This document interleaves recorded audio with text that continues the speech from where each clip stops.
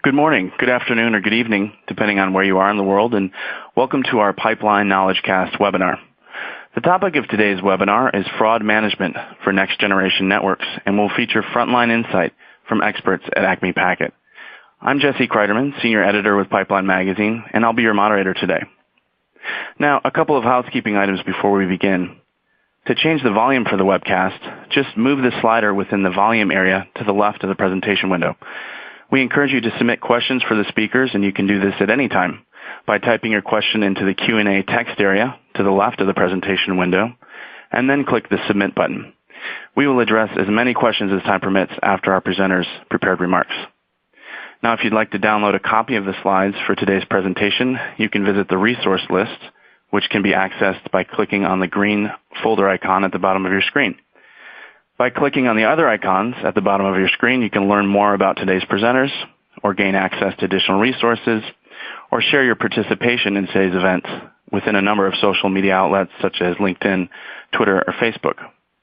If during the course of the webinar you have any technical problems, you can either submit a question, or you can click on the question mark at the bottom of the page below the presentation window, which will take you to the webcast help guide. Now let's get started. It's no secret that the telecommunications landscape is undergoing monumental change. Traditional revenue streams like wired telephony are on a steep decline as customers turn to alternative forms of voice communication. To a large degree, communication service providers have seen this portion of their business move to voice over IP, or VoIP, and unified communication solutions, or UC. For example, Infinetics published a research report in October that predicted that $377 billion will be spent on VoIP and UC over the next 5 years. In fact, business VoIP represents one of the top 3 growth areas in telecom today. Unfortunately, one thing that hasn't changed, despite these new developments, is the propensity for bad actors to carry out fraud in a variety of ways. Fraud is a $40 billion problem today, and contending with fraud is a very costly issue that affects service providers around the world. Roughly 2% of worldwide telecom revenues are directed towards combating fraud. And while the next generation of services presents attractive revenue-generating opportunities for service providers, they also bring new risks to the table.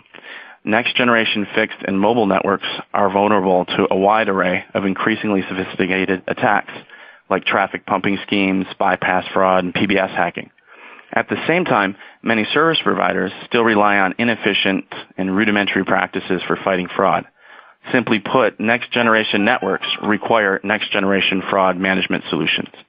Unlike traditional call blocking, CDR analysis, or third-party verification solutions, these next-gen fraud management systems are designed to detect and stop fraud instances in near real time. Today we have 2 fraud management experts from Acme Packet with us to discuss next-generation fraud management solutions. Presenting first is Patrick McNeil, Senior Security Engineer with Acme Packet's Premium Services Group and the founder of the Acme Packet Product Security Incident Response Team.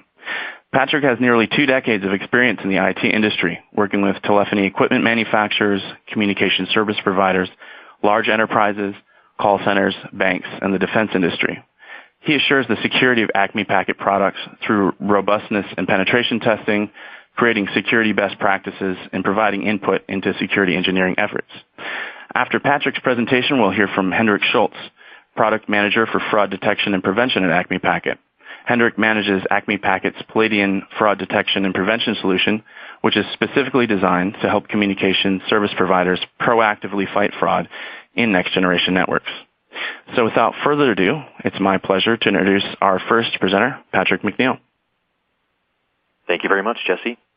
So as Jesse said, today we'll be speaking to you about the significant telecom fraud problem that robs carriers of revenues, consumes valuable network resources without payment, and leads to customer disputes.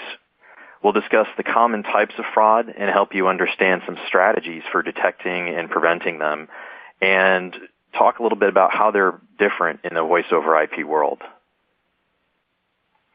So last year's Communications Fraud Control Association survey estimated global telecommunications fraud loss, as Jesse said earlier, at just over $40 billion, but this is just in the U.S.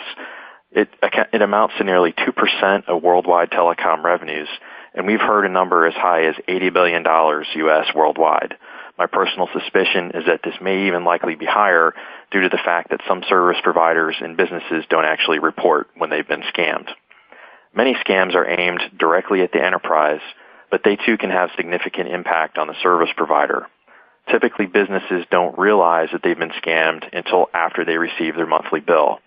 Then they can either refuse to pay the fraudulent charges or threaten to switch carriers to try to get out of their bill.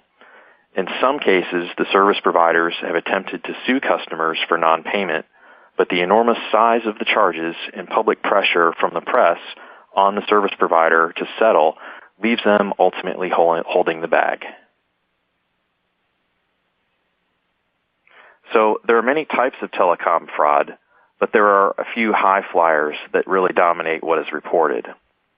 While most of these fraud types are based on traditional TDM and PSTN schemes, Voice over IP introduces a variety of new security challenges, and it certainly opens the door to an assortment of new scamming opportunities for fraudsters.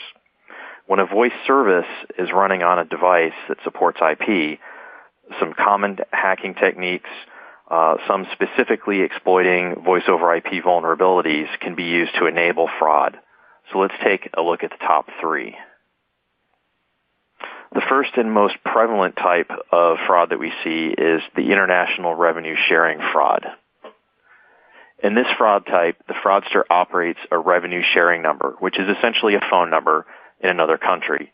And calls to that international number are billed at a much higher rate than your domestic calling.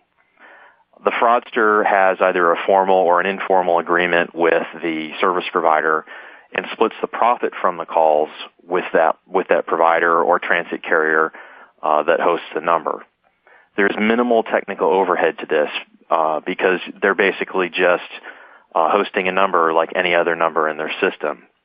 And the operator is usually in a country that has limited or difficult to enforce telecommunications laws. This improves the security of the fraudster since international cases are very difficult to prosecute.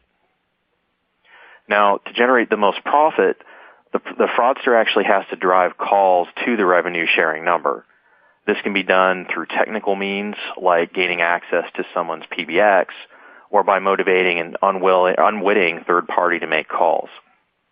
Some examples of these types of schemes might be a missed call that shows up on your mobile phone that you redial or click return, an email that mentions a number to call where you're claiming a large sum of money, maybe won in international lottery, or a postcard that advertises a free vacation that you can win just by calling a phone number.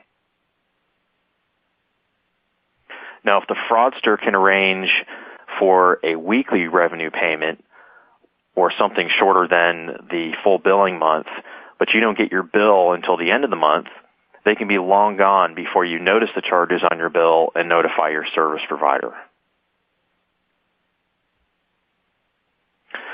Now, the first step in enabling many of the fraud types, including the international revenue sharing fraud, is PBX hacking. And in this case, the fraudster gains control of a PBX or voicemail system. And then the fraudster uses these devices to either make or send calls between destinations, sometimes to that revenue sharing number. Controlling a compromised system serves the dual purpose of both helping the attacker stay anonymous, but also puts the billing responsibility back on the victim whose system that they compromised.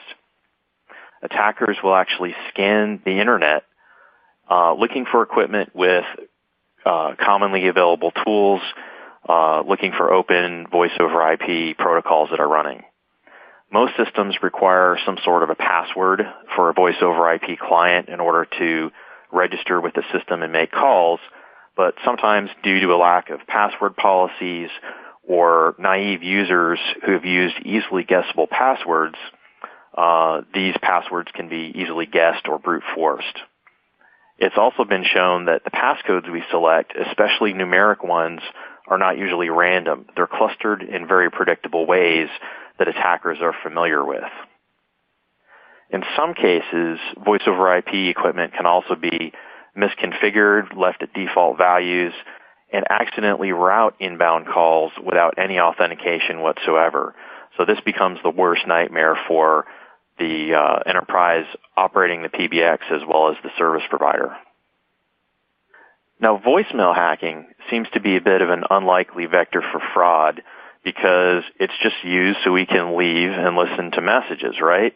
Well, keep in mind that many voicemail systems also allow for other features, like the ability to call the person who left the message for you back directly without even dialing their number. And in some cases, they may even allow you to make a call that originates from the voicemail system after you've listened to a message, especially for those cases where someone called you and asked you to call them at a different number than the one that they called from. So if a fraudster can guess the PIN code on your voicemail system on a particular extension, then they can abuse that call-through feature or the callback feature and use the voicemail system to call their international revenue sharing fraud number. If the voicemail system is incapable of call-through because it's either been, or if it's been disabled, the callback can be used. And in that case, the fraudster just leaves a voicemail from a spoofed foreign number, the IRSF number, logs into the voicemail system, and then uses the voicemail system to call back their fake international revenue sharing number. So as Jesse said earlier, most fraud detection systems are based on older types of technologies, and these rely on call detail records, also referred to as CDRs. The way this works is after a call completes, the phone system saves a record of the call with the originating and terminating information, the duration of the call, and other key facts. The problem is that this is done after the call has completed, which may be too late to stop significant losses. Many fraud detection systems report on a scheduled delay and not after every call, since the files containing the CDR data need to be transferred to the reporting system and analyzed. So in that first hour or two, your losses may be very significant. Fraud detection is also performed through billing analysis by watching for trends between a customer's normal use on an actual bill cycle over their use during the next billing cycle. So essentially, you're looking at a 60-day period in which you're analyzing their usage patterns. This can be very ineffective because it may only take one billing cycle for the fraud to occur and the fraudster to move on to their next target after collecting their revenue. So the big problem here is that the reaction time is just far too long. So the next generation of fraud detection for real-time communications really requires real-time monitoring and detection. And you really prefer to have the detection and warning occur while a call is happening rather than after the fact, and not really rely on that call detail record that could be hours old. It's probably also a good idea to observe the signaling information available in the voice over IP protocol that isn't necessarily available in the call detail record.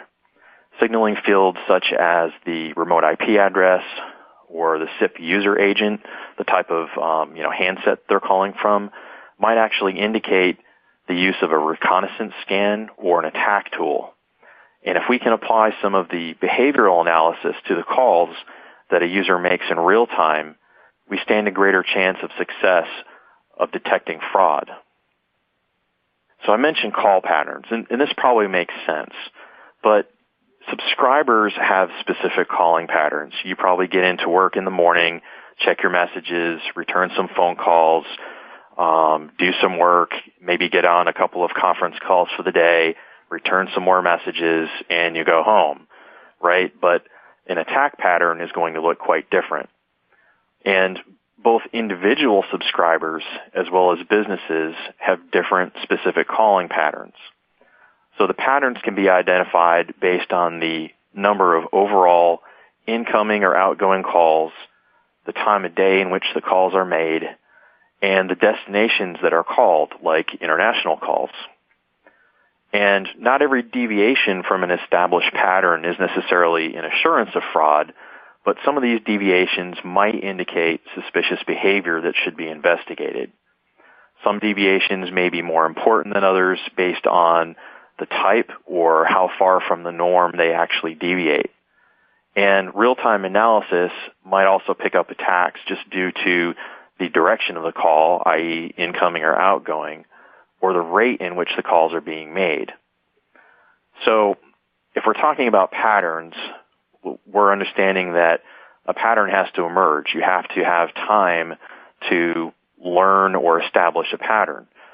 So in order to shorten the learning time and increase the ability to identify a fraudulent call in a short period of time, sometimes it's helpful to inherit the calling patterns from other subscribers just based on the type of subscriber you might be, either an individual or a business. So let's look at an example of how behavioral analysis would apply to a specific type of fraud, in this case, voicemail fraud. In a voicemail system, users call in and leave or listen to messages, but there are very few, if any, outbound calls. Sometimes users hang up when they get the voicemail greeting, so you'll see some short duration calls. In a typical fraud scenario, you'll see the call volume and possibly the time of day in which the largest volume is seen both change. Now, certainly if your system is being used for an international revenue sharing fraud type of situation, the number of international calls will change as well. Some other key indicators of voicemail fraud are the ratio of incoming versus outgoing calls and the call hang-up ratio. Since the voicemail system might actually be initiating as well as terminating the outbound call when the attacker has taken advantage of the back-to-back or call-through capabilities, the direction of the calls changes drastically. So there's no longer a lot of incoming calls for users checking their messages or leaving messages. They're now mostly outgoing. So fraud detection metrics can watch for a sudden change in the outbound call ratio and the call hang-up side ratio. So let's look at a visual representation of what we just covered. So you can see that the fake subscriber calls into the voicemail system using cracked credentials. Traditional metrics that can be collected include the call volume increase, the time of day, and the call destination. We can see that there are more outbound calls from the voicemail system, and if we're looking at the call signaling, now we can catch who actually terminated the call. Our next step is to actually weigh the metrics based on the collected signaling and look at the importance of each individual metric and react to them by sending an alert or preventing further calls from completing. Another technique that can be effective in combating multiple types of fraud is called collaborative blacklisting. And this is a term basically used for data sharing attack patterns and signatures between network operators. This is effective because fraudsters really don't care who they attack.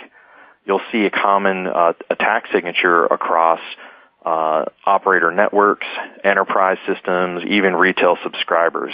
So they don't always necessarily target a specific type of business. They just target everybody. Some of the types of things that we can learn from one another might include which SIP user agents we've seen in an attack that might be hard-coded into their attack scripts, source numbers or ranges that they're calling from. When the data is actually exposed in an attack, we can share the information with others in our collaborative network, alert each other, and then plug potential holes before they turn into much larger issues. So now that we have an overview of the common fraud scenarios and how to prevent them, I'd like to turn you over to Hendrik, who is our product manager for fraud detection and prevention. Hendrik? Okay, thank you very much, Patrick. First of all, let me start with a short introduction on what Palladion is. Palladion is a real-time voice over IP network monitoring product created by Germany-based IPTigo. IPTigo was acquired by Acme Packet in April 2012.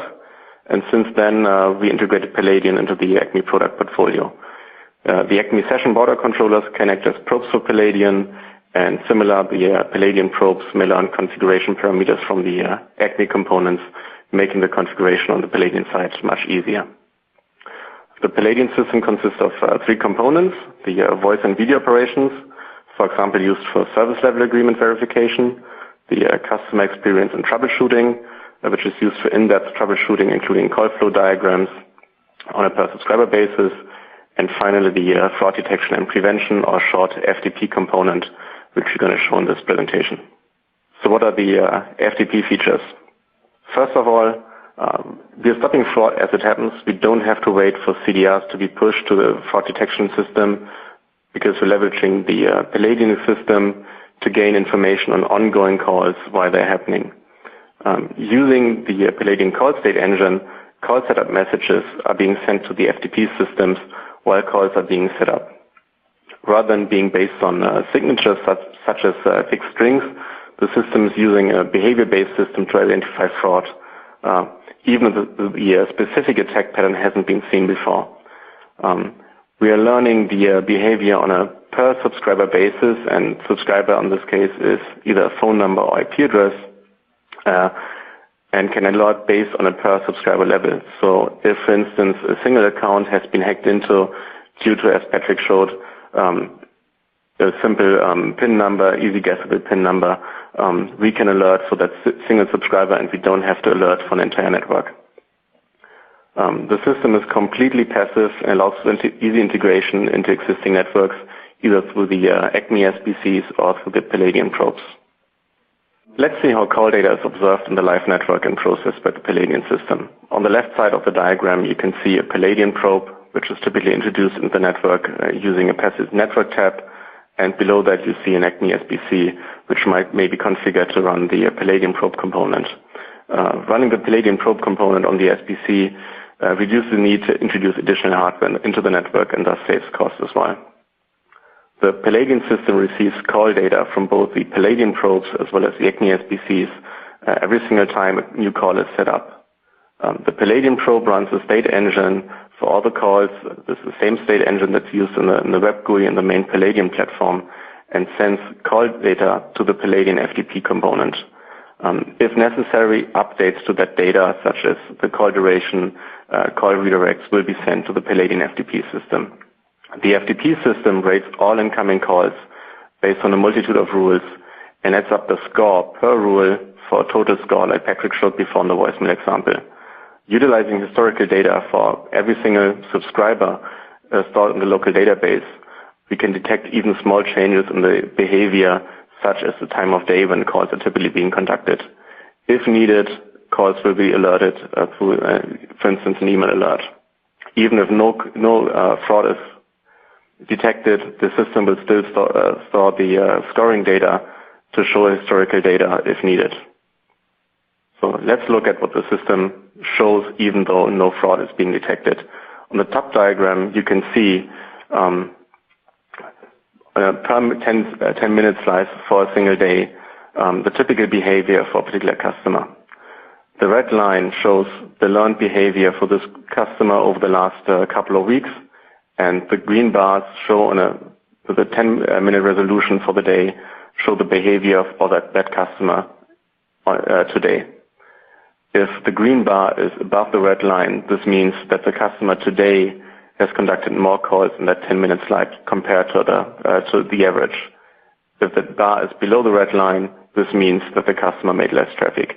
In this example, you can see that the learned behavior indicated by the red line is pretty much in line with the typical behavior, and there's no fraud detected based on this call behavior. The geographic map on the bottom shows where calls originating from.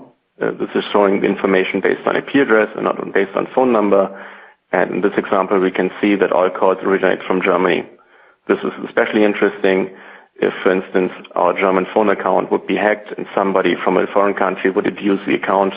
We would easily be able to see, based on the IP address, that somebody is using the account from a different country. Different rules we have in the system include daily call volume. Customers typically do a particular call volume. If there's a deviation for too much traffic, we'll be able to alert based on that. We also have a traffic profile showing that a customer is doing traffic on a particular part of the day, for instance, business hours for a business customer and not at night. Each customer may also have a typical call behavior in terms of international calls. Most customers will only make domestic calls and only few international calls. If there's a change towards more international calls, this is a clear indication that something is going on. As shown and indicated by the world map, originating calls from different countries are also a good indication. As Patrick also already showed, the blacklist can be used as a clear indication with the fixed signatures such as IP addresses or phone numbers or even particular ZIP user agents to indicate fraud. If we know that a particular destination number or ZIP user agent is used to conduct fraud, we can immediately alert based on this pattern. So let me show on the next slide what the alerting and scoring looks like. The diagram that was previously not shown on the previous slide now shows the scoring information. Each rule is color-coded. The blacklist to the right is indicated as black. Green just shows the call volume that is above average. Blue shows the total call volume for the day, and yellow indicates international calls. For each 10-minute slice, we add up the metrics per the score per rule, and if the rule exceeds a configurable threshold, we would raise an alert. In this case, no alert is being sent. In case we would send an alert, an email is being generated with the information on how to analyze the case, and typically you would use the Palladion system to further analyze the fraud case. You can, for instance, start tracking based on subscriber information or IP addresses, and this screenshot shows calls being conducted by a single subscriber using a known fraudulent user agent. You can do a call-through analysis to further analyze how the calls have been injected into the network. You can store signaling information as PCAP file, as proof, and you can create PDF reports to store and also report to third parties.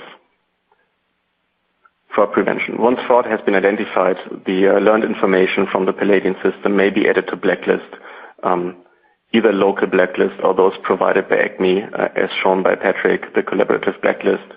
The behavior learned by the analysis in the Palladion system may also be used to improve the existing rules.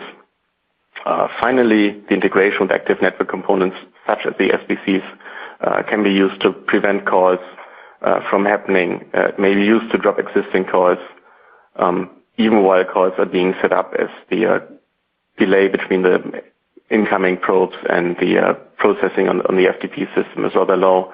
It may be used to redirect calls to an IVR, or if you're not sure whether this is actual fraud or not, you may rate limit the amount of calls going to a particular destination in order to prevent too much damage from being done.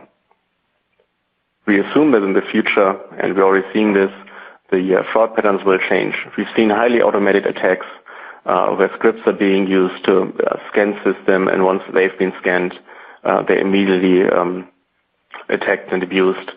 We've also seen that scanning for open voice over IP servers on the internet has been become quicker and quicker, and there's more and more attacks and scanning happening.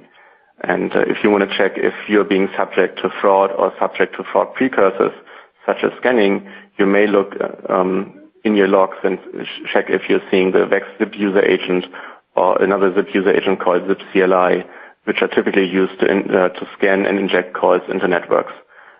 If you already have a Palladion system without the FTP component, you may ask us for the Finding Fraud with Palladion document, which outlines how to do exactly this using the Palladion system.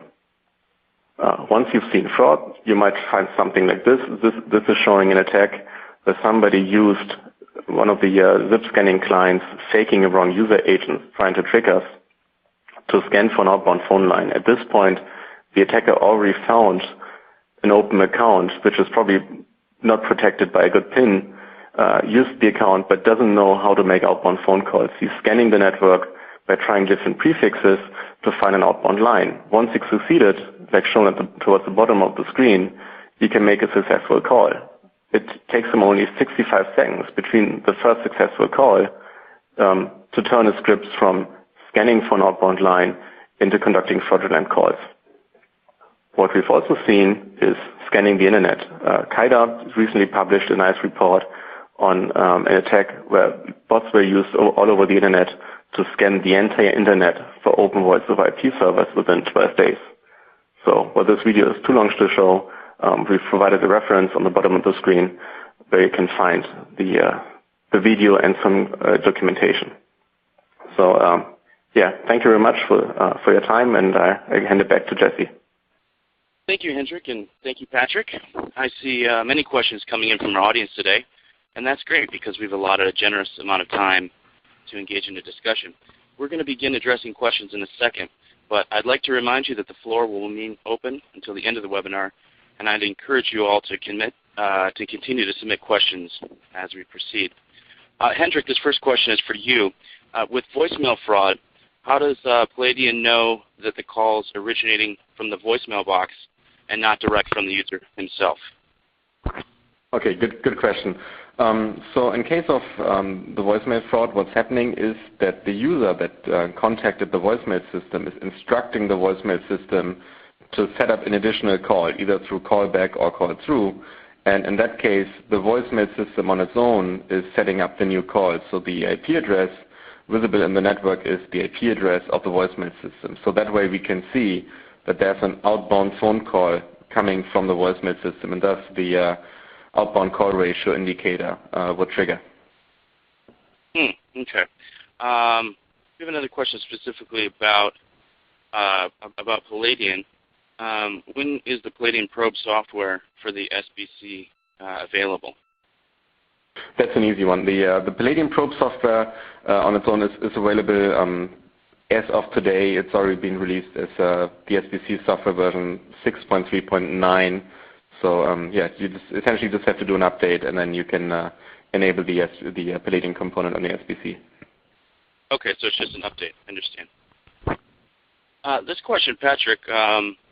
Now, what percentage? We talked a little bit about PBX hacking fraud, and in security in general, we spend a lot of time looking at kind of human error and just laziness around passwords is sort of a point of entry for a lot of fraudsters and criminal activity.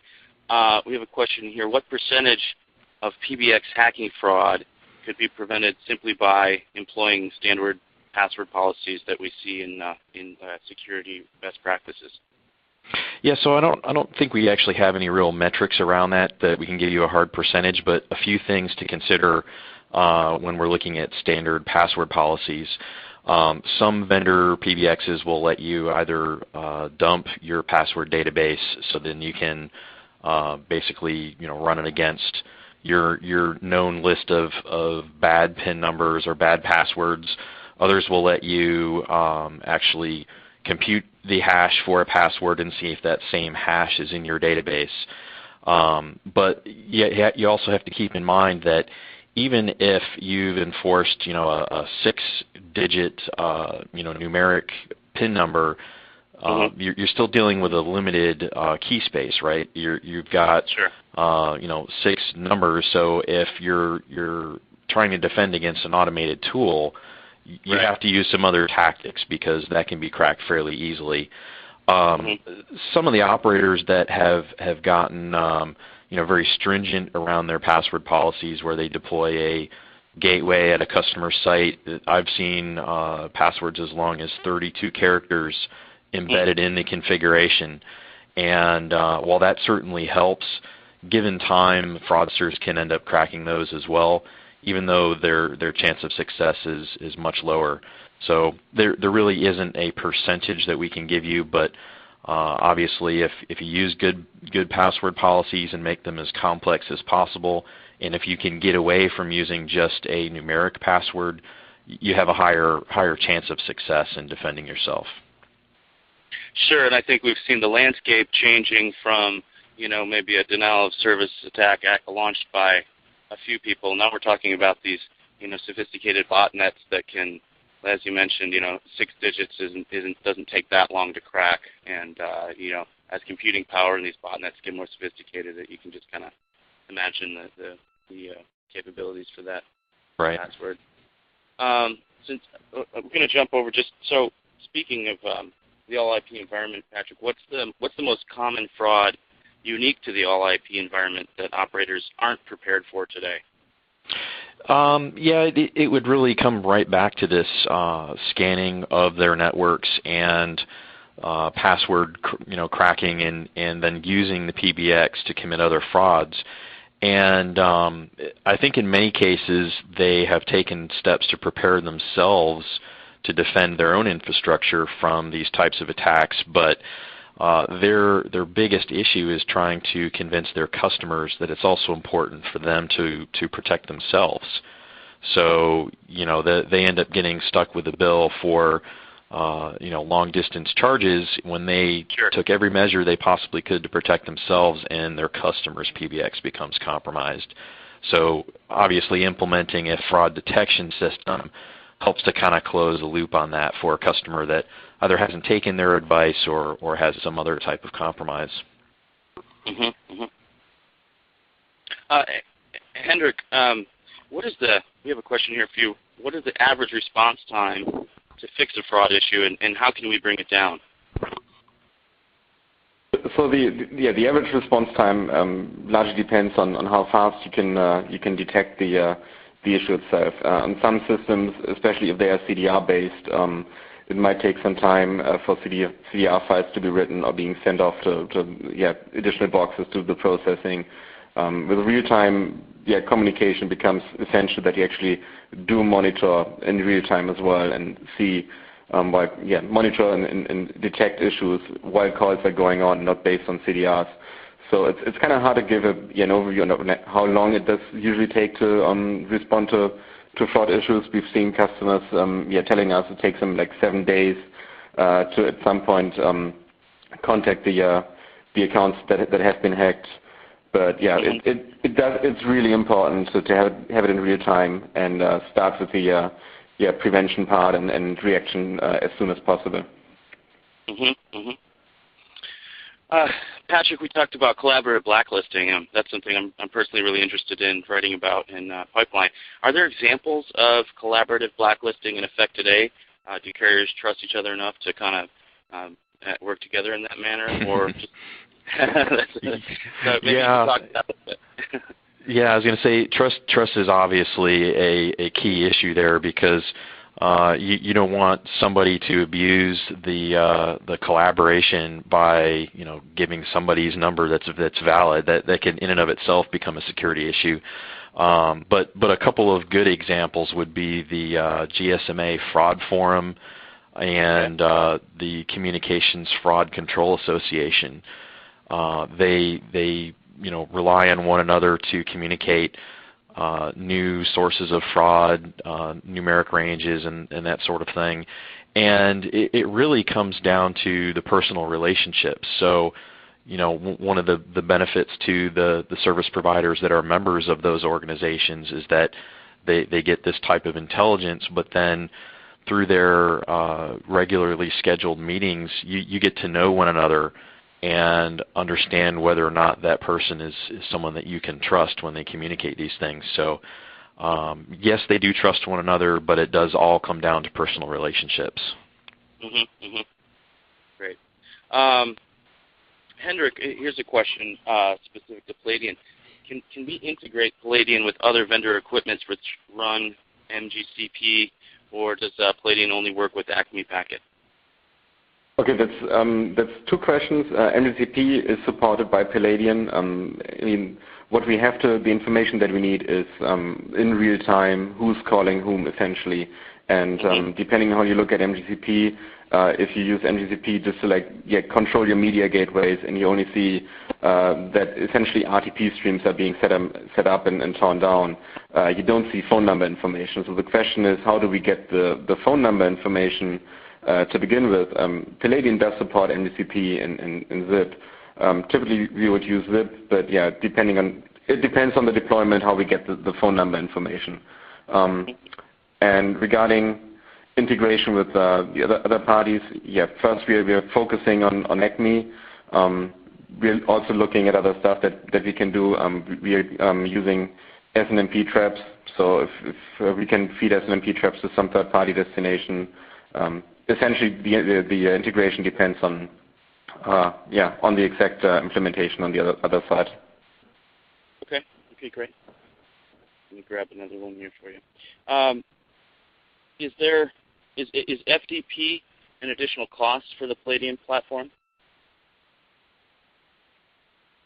Sorry, additional cost? First of all, you need the probes, and either you can use the regular Palladion probes that you might already have in your network, or you can just use your existing Acme SBCs and load the Palladion probe component on that, and then feed the data into the Palladion mediation engine. The FTP component is an additional component to the Palladion machine. It is actually a separate piece of hardware. But cost-wise, if you already have Acme SBCs or Palladion probe, it depends on the actual setup, but it's not that big of a cost. Okay. Here's an interesting question about it. Playing devil's advocate, aren't CDRs sufficient enough to detect fraud? Are they sufficient enough? It depends also on the CDRs. In general, CDRs in some cases only show successful calls, and especially when we're talking about scanning, people are trying like the automated, what we've seen on like one slide back in the presentation. If people are scanning to find the right prefix to dial to get an outbound phone line, if you only have successful call attempts or calls in your CDRs, you'll never be able to detect this. Additionally, what we're looking at is lots of additional information, specific zip headers, specific flavors of zip, specific behavior timing information, which you might not have in CDRs. For instance, if you're looking at machine-to-machine communication, the time we need to get our phone out of our pocket in order to pick up a phone call, machine-to-machine communication, if you want to make as many phone calls as possible, the machines immediately pick up the phone call. But typically that call setup time and the post-dial delay and all those metrics, typically you don't see in the CDR. So CDRs are not sufficient for this kind of new technology. Okay, great. I'm going to turn it back over to you, Patrick. This is an interesting question. Behind VoIP, there are many new services that operators are exploring in the IP realm that sort of resemble these OTT offerings. Sometimes it's bundled under RCS or real-time communications. But these next-gen services, are they facing similar fraud threats? Yeah, I would say they really are. And keep in mind that while the service providers are recently jumping on the bandwagon a little bit around packaged offerings for internet data and voice and cloud and all of that, the OTT providers have been around for some time, and Acme Packet has helped them solve their fraud challenges. So the service providers are starting to get into some of the same territory that the pre-existing OTT providers were already seeing. Certainly, we help when they start trying to separate their internet, bandwidth offerings to their customers with the voice offerings, and keeping an eye on the voice side of things. Okay, great. I'm going to browse for a couple more questions here. Just a second.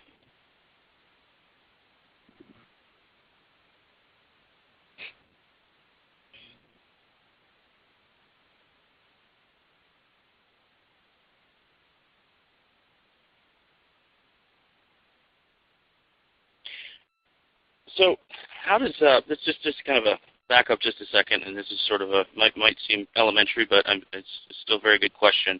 How does real-time fraud detection that's based on activity patterns take into account users who have very irregular habits, such as might only travel twice a year or might use their phone in what might appear to be similar to the kind of patterns that you might see in a fraudulent situation?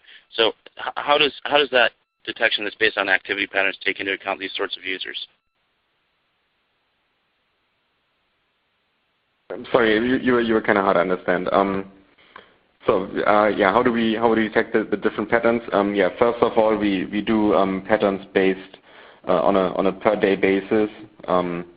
So that we are aware that there's different call patterns between work days and weekends.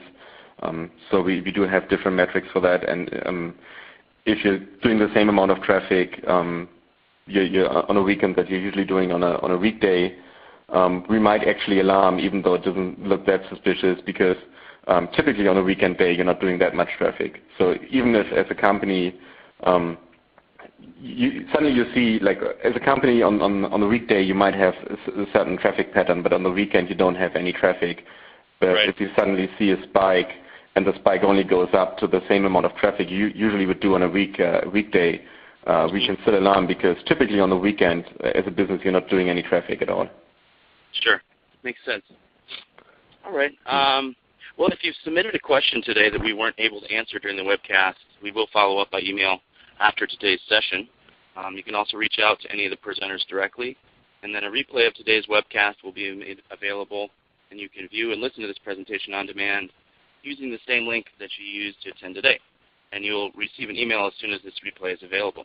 On behalf of our presenters, Patrick McNeil, Henrik Schultz, the sponsor of today's webinar, Acme Packet and Pipeline Magazine, I'd like to thank you for your time and enjoy the rest of your day.